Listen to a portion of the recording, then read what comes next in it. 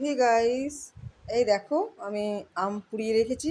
ভীষণ রোদের দিন আম পোড়া শরবত খাবো। এটা হচ্ছে গোলমরিচ গুঁড়ো, এটা হচ্ছে চিনি, এই হচ্ছে বিট নুন, আর এই হচ্ছে বরফ।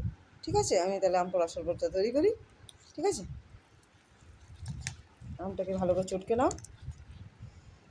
এই 2 গ্লাস আমি এখন একটা খাবো, আমার বাড়িতে একজন আসবে, ওনাকেও দেবো।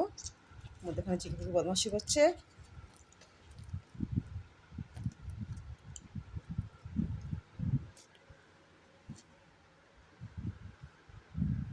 একটু জল দিয়ে চটকে নেবো, তারপর আমি বরফটা দিয়ে দেবো। চিকু আমার খুব দুষ্টু হয়ে, দেখো সব কাজে বদমাশি করে চিকু। চিকু না ভীষণ দুষ্টু ছেলে, চিকু আমার ভীষণ লক্ষ্মী ছেলে। দেখো যে কী করছে, দেখছো দেখছো দেখছো দেখছো চিকু। চিকু মামার যদি খারাপ হয়েছে তোমাকে জামা আর মারবো না, পেটাবো না।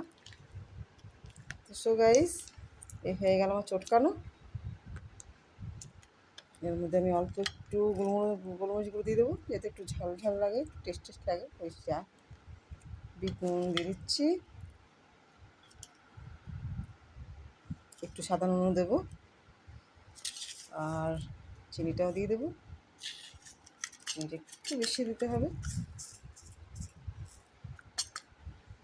বরফটা আমি দিয়ে দিচ্ছি। ঠিক আছে, তোমরাও খাবে, তোমাদেরও ভালো লাগবে। আম পোড়া শরবত খাওয়া খুবই দরকার, ভীষণ গরম পড়ে গেছে।